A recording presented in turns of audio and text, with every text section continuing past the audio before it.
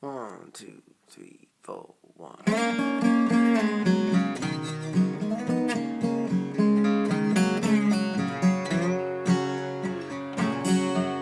Oh, this must be the place where fallen dreamers come to roost, like starlings lined up on the wires, perched up on the bar stool.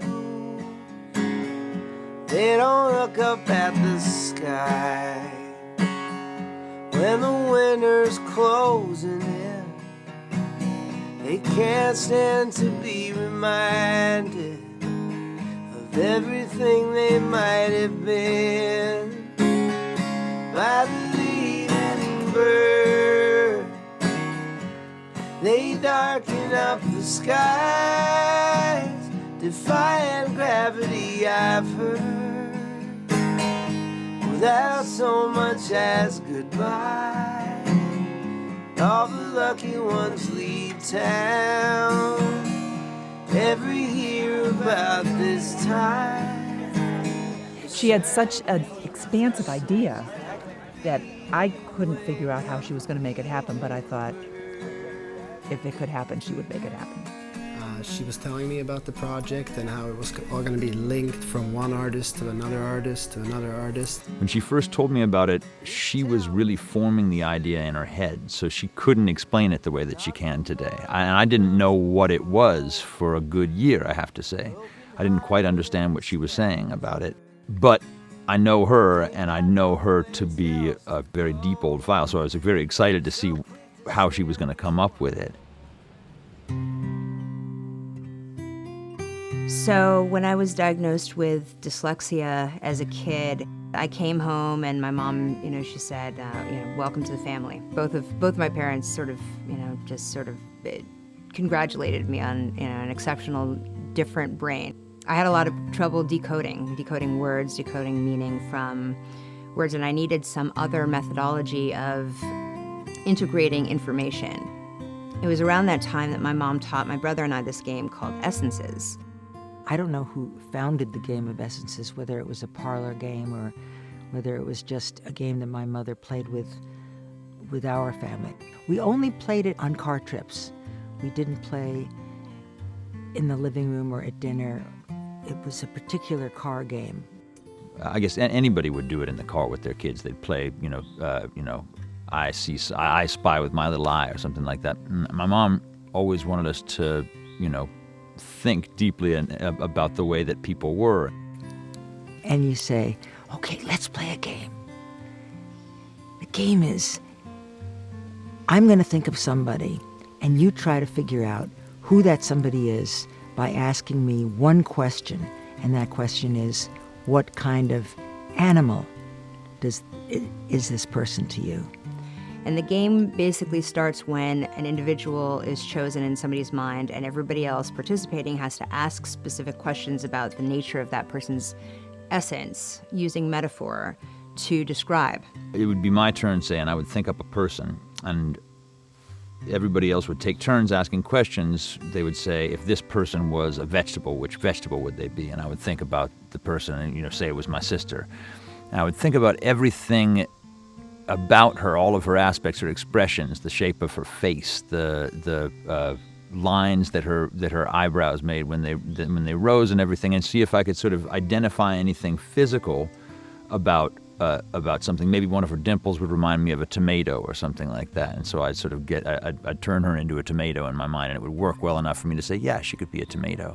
Once the identity was revealed, either by people guessing or the revelation, this incredible conversation ensued about the nature of that person's essence and how we all saw it slightly different. Somebody might say, oh, you described John as a puddle, but I saw a waterfall. Like there was all this sort of variation in perspective, but not so dramatic or, that you would say, oh my God, I never would have guessed that person. And what was really interesting is that each time somebody would say they had a slightly different perspective, you would see through them and their lens to see that person anew. And that was really exciting for me, that I got to actually share people's perspectives through the context of an individual and their essence. we played it so much, and it really was, at an integral part in our development in terms of our, analytical processes and, emotional maturities and whatnot. So it doesn't surprise me that it stayed with her. I started actually playing the game a lot and just playing it in my mind when I was walking around, sort of like, if that bush were something else, what would it be? Oh, a Brillo pad. Or if my jeans were something else, they'd be a slip and slide. I all of a sudden had a way of decoding the world and reality that made a lot more sense to me and actually could help me span the delta between what reality was and what my brain was able to integrate. Sally, maybe because part of her process is to play this little game with herself, this little essence game, she sees right into the spirit of things, into the essence, I guess, of things, you might say. In fact, it's the way that I applied to Brown University was they asked me who I was on my application, and I said if I were a song, I would be, and that's how I, got into Brown. And then when I started studying anthropology, I came across this fable about 6 blind men who come upon an elephant in their travels. And each blind man feels a different aspect of the elephant's body and comes to a completely different conclusion about what an elephant must be. So the one that feels the elephant's tusk says, clearly elephant is a spear. And the one that feels the tail says elephant's a rope. And the one that feels the ear says, you've got to be kidding me, elephant's a fan. And the one that feels the body says elephant's a wall. And they all come to these different conclusions and then argue the righteousness of their perceptions with one another. So this king comes and he says, actually, you all have a piece of what this elephant is, but none of you can actually perceive the greater nature of what this thing is until you actually talk to one another and listen to one another's perspectives. And it's by them communicating to one another and listening to their beliefs and understandings that the larger nature of elephant really sort of evolves. It comes to fruition. The fable really is a metaphor, I think, for our individuated human experience. We each come to the planet with these 5 senses, and they're our only tools to access what the mystery that we live in is.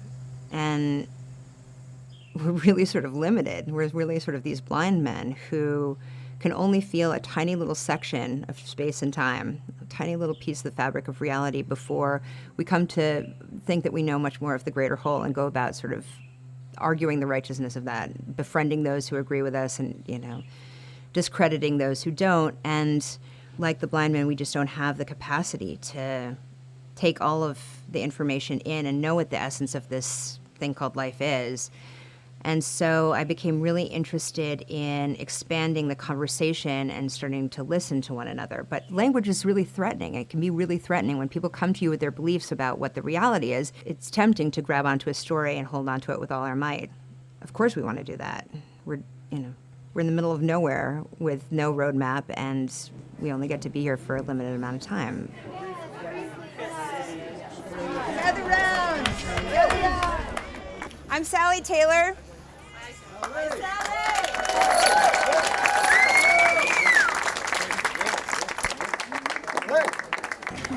I just want to say that for the past 2.5 years, I've been having this dream, and with the help of 140 extraordinary artists and the work of tireless designers and friends and family and fabricators, I welcome you in with open arms and open mind to Consenses.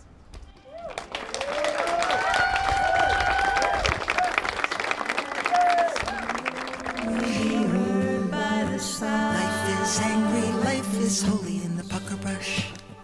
A photograph was my first thing that was my only thing that I had to divine the essence of.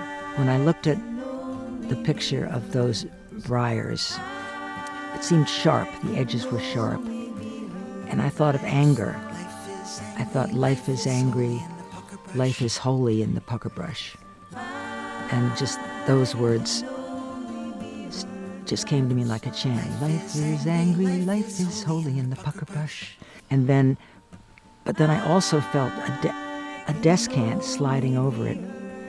I I can only be heard by the silence, as something which would interweave with life is angry, life is holy in the pucker brush, because there was something angry and holy, which are opposites, and I can only be heard by the silence. Well, that's anathema, and it's and it's curious. I really didn't think much about it.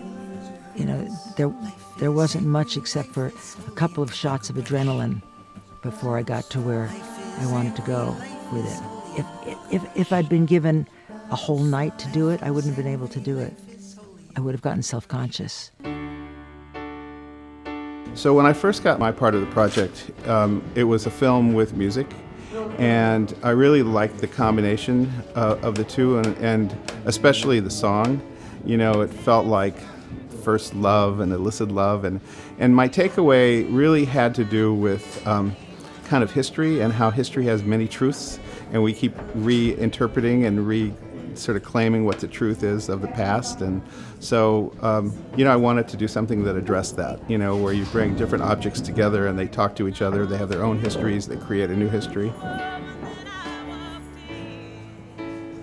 You know, one of the things I've learned is that when you put things together with different histories, our brains sort of respond differently than just a linear story. And I wanted to create a thing full of these ambiguous, non-specific triggers. So close, yet so far away. I made decisions about how to do this design fairly quickly. We have in our design process in theater something we call an emotional response. So I had my emotional response when I was first looking at the pictures, starting with one, going to the other, and then another. It immediately, and to my disappointment actually, called to mind the death of my baby girl that happened 19 years ago. It's not something I talk about very often. It's not something I've never incorporated her or that experience in my work before, and yet this chain, that was the first thing it made me think of. And I said, oh great, I got the death chain. But I stayed with it and went home and went through each piece separately and wrote responses to it.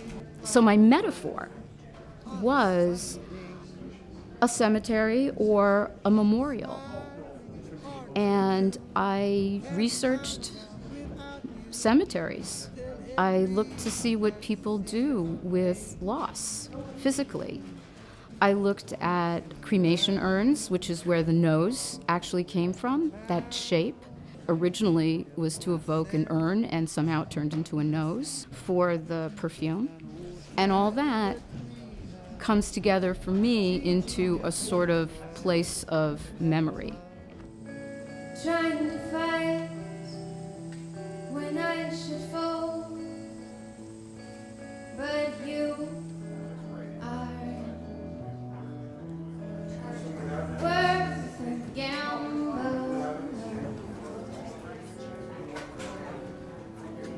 I'll take up for you.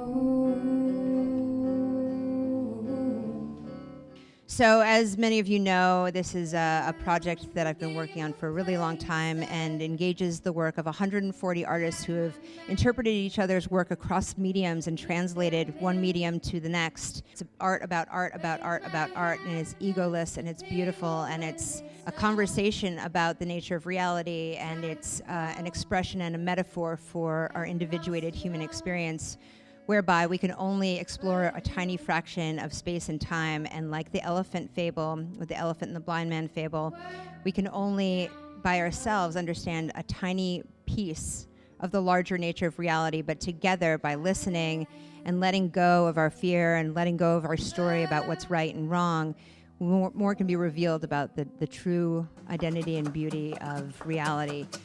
When I think about Consenses, what it does is it gives people a context to understand each other, because they say, oh, I see it this way, I see it this way, I see it this way, I see it this way.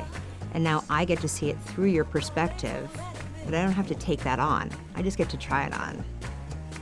And it gives people this relief and sense of, oh my gosh, I have this unique perspective. But also, oh my gosh, I don't see it the same way as everybody else. People aren't, I take for granted that people are seeing things exactly the same way I am.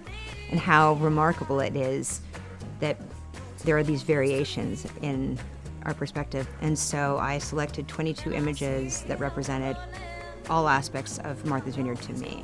So that became my elephant. With those 22 images, I gave each one to a musician and asked them to interpret the essence of that photograph for them.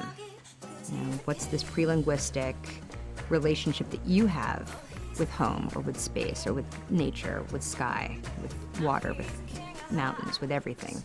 And so they returned to me a song, and then I gave the song, just the song, to a painter. And the painter interpreted the essence of the music, not knowing who the writer was or the title of the song. And then I took their painting and I gave it to a perfumer, and the perfume to a sculptor, and the sculptor to a poet, and the poem to a dancer, until, you know, all of the senses had been represented. And then the collection of that chain, we went to a set designer, and the set designer created the space, the tactile essence of being within that art and what it meant to them to be surrounded by that art. So 2.5 years later and 144 artists later, I have this incredible elephant that's been expanded on and given color and given skin and given, you know, a true identity, a really interesting identity that's come about as a result of all these blind men, all these artists weighing in on what the nature of it is. I couldn't be more thrilled. I mean, it's miraculous to me, and it's amazing to me that when, you know, my major concern was, are people gonna get this? You know, are they gonna walk in and say, like, I'm terrified of this, you know, what is this? When people have been walking in and bursting into tears, we've had to put tissue paper next to all of the exhibits because people walk in and just have been so emotive around it. I could not have foreseen this. I didn't know what it was going to mean to people.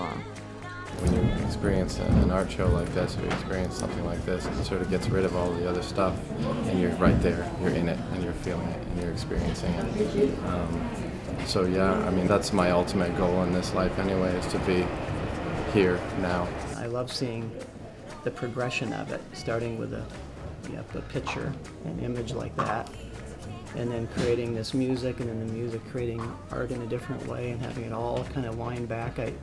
It's just really intriguing and beautiful and really clever of Sally to come up with this concept, and it's a fun process too, much like I think she pictured it that way, the elephant story, and, you know, seeing what you'd end up with, and sometimes to see the end actually look like the beginning and find a connection. My reaction is excitement. I love diversity. I love texture. I love all of this. I love the simplicity. I love the complexity. I love the inspiration. I love the idea behind it, the story behind it. I think one of the things that I find so intriguing is the way the final artist took each object and each piece of art and designed the room or the setting. This one that we're sitting in, I think the picture to start with was the saddest, but yet the music lifted me. So it was from one sense thrown right into the other. And I liked that about it. Whereas a lot of the others, they weren't as deep or sad, but they took me to a sadder place. But this was different because it started with a sadness, but actually took me to a completely different place. I really didn't completely get it until I saw the last piece in my chain. And when I saw that, it really, I got it, and I went to tell her about it because I wasn't sure that she got it either. I think that maybe what she had intended was something completely different than what I had gotten out of it and what I shared with her, and she was able to enjoy from the experience too. When I think about Ben's chain and I think about, you know, the various pieces of that elephant, you know, the different blind men that felt that elephant, my brother included, and, you know, Claudia and Kate and Anne-Marie, I think about, my brother must have been feeling the tusk that day, because he took it into a place where it didn't feel like elephant, it didn't feel like maybe elephant, but it was elephant. There's no piece of that isn't elephant. I'd found it, even with all of the tools at my disposal, I'd found it impossible to convolute the message because I had tried hard. If somebody had whispered tree in my ear, I had whispered in the next person's ear cosmic insects. I've definitely completely convoluted the idea, but the reason that I made the cosmic insect song is because I saw this picture of this tree and I thought, the roots have to go down through the bugs in order to get up to the stars. That's sort of the idea. Like it's reaching for the stars, it's got to go down through the bugs. So I was thinking about these star bugs, like bugs in space. And I did this fairly aggressive electronic track with no lyrics or anything like that was definitely not organic enough to have lent itself to being a tree at all, unless you had seen the picture. And I was the only person to have seen the picture because obviously nobody below me in the chain gets to see what inspired my song. I had just started working in the landscape tradition, and I was really fascinated with the whole separation between water and earth. So I love to photograph on the shore, at dawn usually. And I was really interested in trees. I have no idea why. I think because structurally, I think they're just incredible things, and especially the old scraggly ones. And that tree is the oldest. They say it's the oldest tree on the vineyard. It looks like the oldest tree on the vineyard. And that day, I was driving back. I was coming back from being somewhere else, and it had just started to rain a little bit, and it was early spring, so it had those new leaves that come out that are that translucent green and just starting to unfold, and look like little babies on this old scraggly tree that was barely limping by, but it was still magnificent. So that's what attracted me to it. With Ben's chain, I had this photograph by Janet Woodcock of this tree, this giant tree. And my brother, to me, has always been sort of this giant tree. He always, to me, is just rooted and grounded, but also expansive and reaching up and out. And he's just this giant character and figure. And I felt like he could take that information and somehow transform it into music. When I saw the photograph, I was immediately inspired to think that more than the subject that I was looking at, I was thinking about the elements, and I was almost thinking from the tree's perspective. So it was like, what was I looking for, and where did I have to go to get it? Water and light. And then it struck me as being fairly unorganic. I mean, I didn't reach for any of my first instruments when I went to compose the song. I dug deep into the computer and made all kinds of freaky, glitchy beats. Yeah, funny. You wouldn't expect. It's not at all what I expected to come from a picture like that. It's never what I would have thought I would have composed. But it was awfully nice to have an opportunity to be able to make a song free of my own judgment, because I didn't feel like it was about me. And then I gave his song to a collagist named Sebastian Wall, who is from New York City and just creates these incredible, galactic, multi-layered, textured, far-out sculptures. The musical piece is it's an electronic piece, so it's got a lot of sort of like waves going like that, and very psychedelic in a way, so I wanted to sort of emphasize on those feelings. I felt like I wanted a point of infinity to the piece, that had something that draws your attention to a center point, because I felt like his musical piece, it's sort of like you zone out when you listen to it.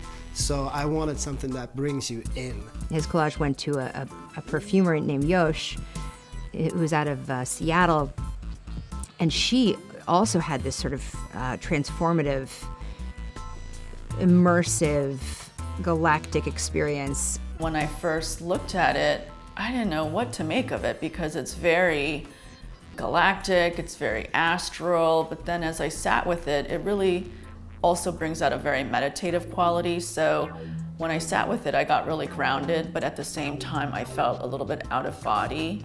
So I took some notes that would reflect sort of the galactic and astral nature. So in the perfume language, those would be top notes.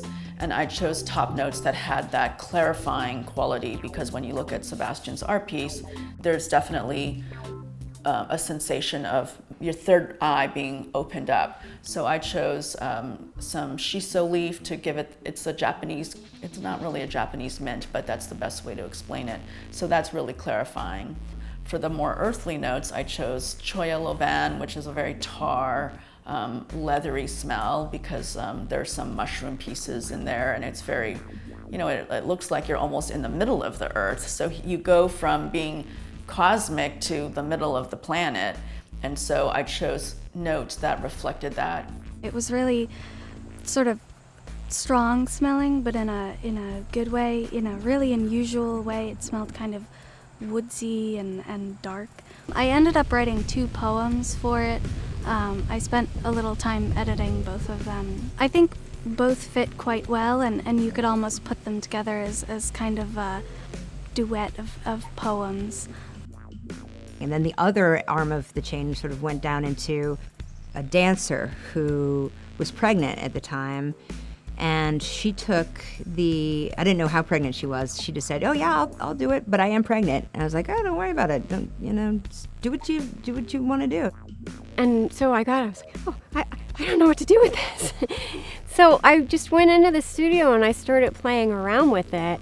And so my initial reaction was fear and panic, and I didn't really feel the connection that I was expecting to feel. But then on the other hand, I was carrying a boy, and I felt the baby really reacting to the music, and the baby, I could really feel him grooving to it. So and that was how I ended up getting out of my head, is I went into my belly. and I feel like it was really like we were doing a duet, but I feel like it was a duet that he choreographed. She created this really wild, beautiful, exotic dance that to the sculptor looked like mining. With this movement, she had this movement with her arms, it looked like mining, and to her, mining for light, which was so interesting because the dancer really was talking about her birth of her child, and child inside of her, finding light and finding, coming into the world somehow. So it was really interesting that almost it looks like a womb, something at the, what it might look like to a child. The sculpture looks like, to me, what it might look to a child to come into birth. When I first saw the dance, of course there was no music, so it was just form in space. And when I saw it, it was this woman. She was very, very strong, but she had this interior vitality about her, but she also felt trapped in something. She felt like it was almost like she was trying to escape from something. And her movements were up and down and out and going like this. And then she turned profile, and it was revealed that she was very pregnant. And I was so excited, actually, that this was probably an unintended layer on interpretation. I was so excited that she was pregnant, so that I used her pregnant form as a metaphor for the Earth Mother and the energy that we draw from the Earth. And so you have all of this amazing expansion, from dark into light, from water into air, from earth into space. And the fact that when you look at Kate's sculpture, and that it came from earth, and it came from us going into the earth and grabbing the source of life, which is water, and you go back to this tree that is that, it's pretty, it creates a pretty clear elephant. So here we are in this game of telephone where I'm intentionally ruining the game so that nobody else beyond me can know what the message is. And I've just changed it into absurdity. And then it's gone through very many more people who may have gone equally as absurd with their interpretation of what they had seen in order to be inspired with their own art. And nonetheless, what I got was a picture of branches reaching up and roots reaching down, and what I got at the very end of it was this sculpture where you look down through this sort of mossy thing into this concave mirror that with a crystal ball in it that rolls around, and the name of the thing is Mining for Light. It just couldn't be more exactly what the original message was about, in spite of the fact that it was just nothing but confounded the whole way. And I couldn't believe it. The suggestion to me was that art has a will, independent of the will of the artists. And I had never considered that before. I began to think of art as potentially being entities that try very much to realize themselves through the medium of human creativity. And that was a, needless to say, fairly mind-blowing thing. I was actually kind of blown away that all of the artwork had this beautiful subconscious thread, and that it came completely full circle when I saw that it was a tree that was the source of this entire chain. It felt, and a tree that I know, I know that tree. I'm in love with that tree. I've been there. When I see the whole chain together now, what I feel about it is that it's sort of like life, right? There's so many discordant, dissonant things that happen, and when you put it all together, sometimes you can't really make sense of it, but when you have some distance, it all makes sense. And I feel like my specific chain, it almost feels like, literally parallel universes, and yet it's a slice of something that's happening energetically in the same plane. The fact that, maybe one person felt the tusk and one person felt the ear and another person felt kind of under the ear, it's still the nature of that particular thing. And there are no wrong answers. I mean, that's what I've come to more and more, is there's just different angles of a greater truth.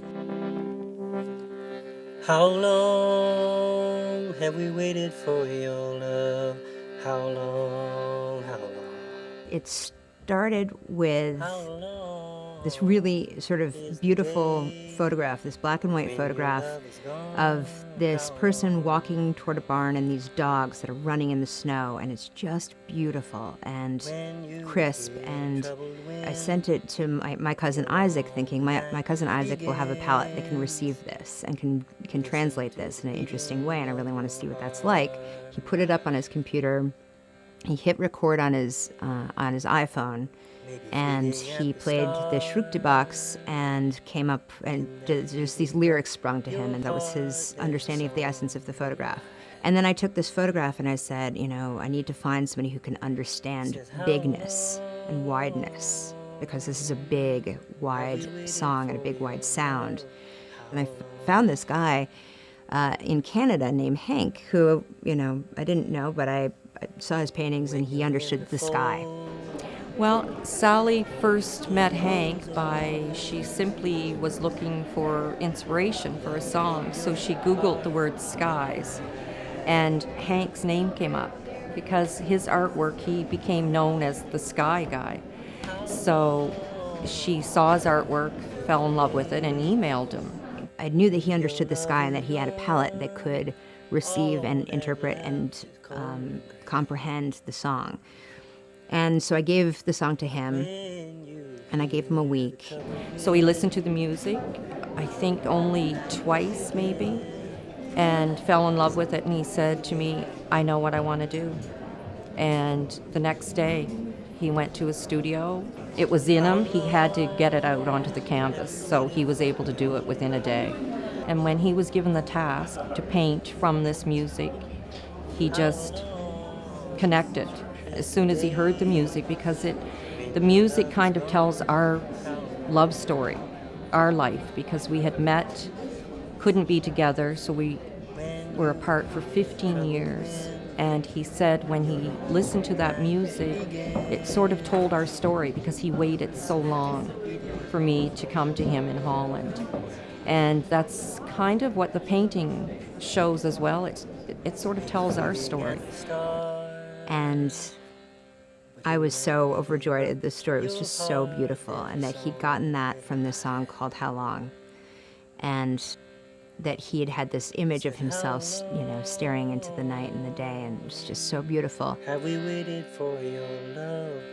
About 6 months ago, he called me up and he said, I've got cancer. How soon is this thing going to happen? And I said, first of all, I don't think you're going anywhere, Hank, but I'm going to put some extra gas in this thing and try to make it happen quicker.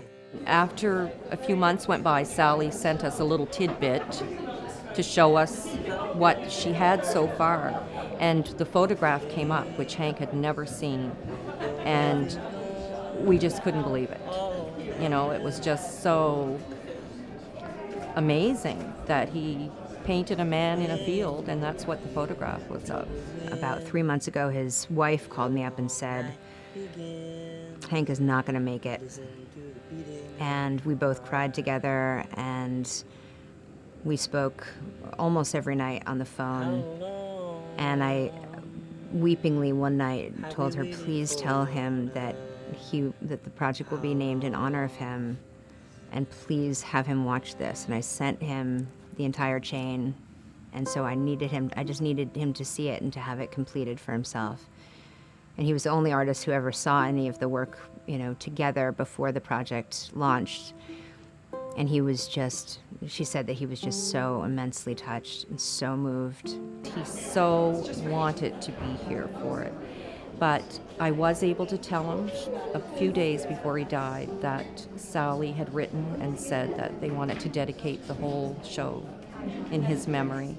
And I told him that, and he just cried, and he felt so honored and so blessed and just so grateful that, you know, he was even asked to be involved in this.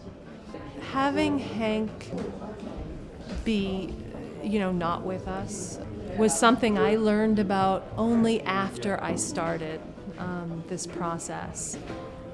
And a part of that I'm sort of relieved about, because I didn't have that pressure, and I probably would have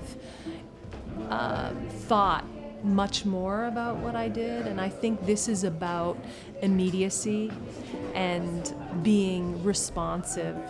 And once that sort of heaviness came into my process, I think I would have taken a lot longer to do this. I mean, now my feelings are deeper about this, you know, about the pieces in this chain. I feel as though his spirit is here with this project, and he really is such an incredible piece of what this project means. The interpreting of something that we can't see or touch, and he is that now.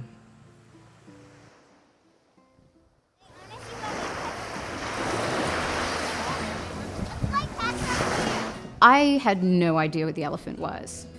I fumbled. Sally asked us for, you know, she asked us at one of our meetings, you know, what do you guys think the elephant is?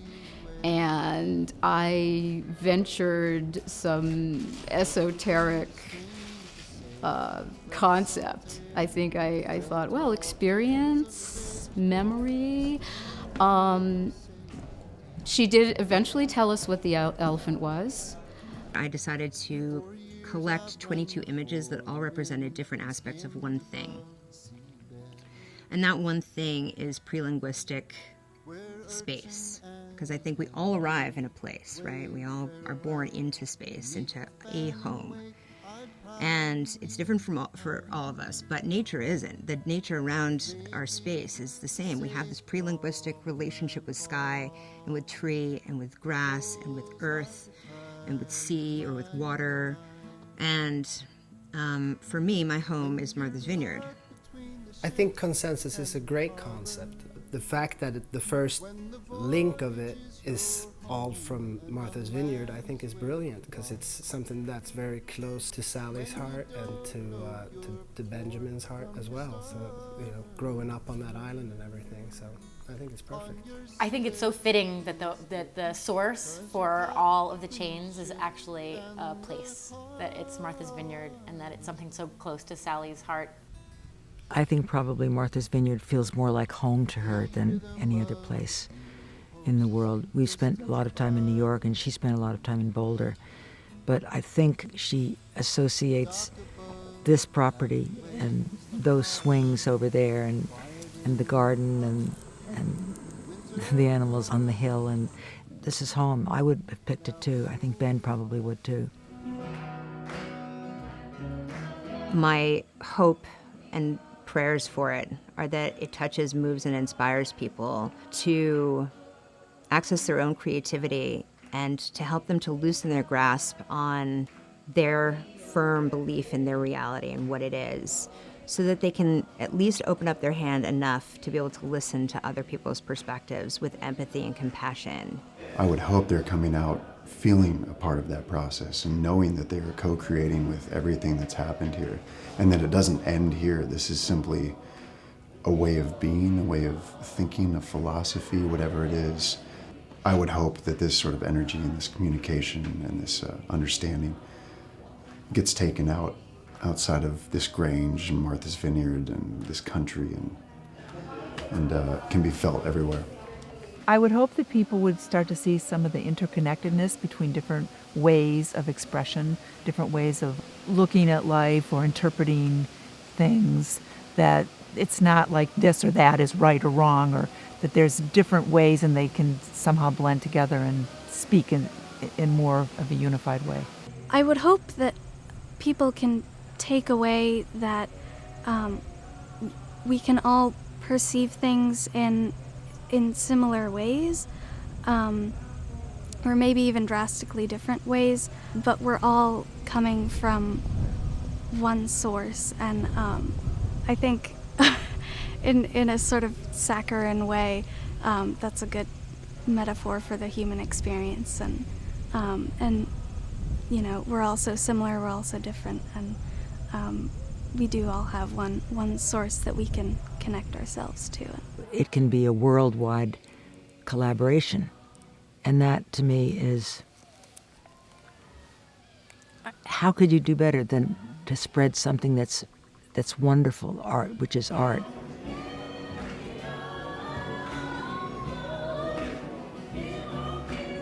The project never really ends, because when visitors come to the exhibit, they become the last link in the chain of interpretation by exploring the art for themselves, exploring the elephant for themselves, and then being able to contribute and add their interpretation to the community board around that chain. And that's been so amazing, because it's really filled in some of the cracks and the gaps in what, each of these things, each of these chains are, and what the project is overall. And that's been just overwhelming to see people's responses and see the art that they're creating around it. Everything from, paints to poetry to just one word that adds a new lens through which to see the project differently is just such a gift. Each participant really is such a gift. Seeing the reaction to it, just this short 3-day period has really made it clear that it's changing the way that people view each other, view life, and view art. Consensus fits into the larger conversation because consensus is what we do with the human condition. The strangeness of the human condition is that we're the pinnacles of individuality as human beings. We're singular. And then somewhere in our systems we realize we're part of the oneness from whence we all came and eventually returned to. And along the way, we just try to reconcile that huge gap between the individual and the oneness with mostly creativity. More and more I feel like a blind person, a blind man, basically, exploring the nature of reality with very limited capacity. Five senses is just not enough to understand the reality, the larger reality. But maybe together, all of our senses and all of our understandings can actually generate a larger image of what this thing is.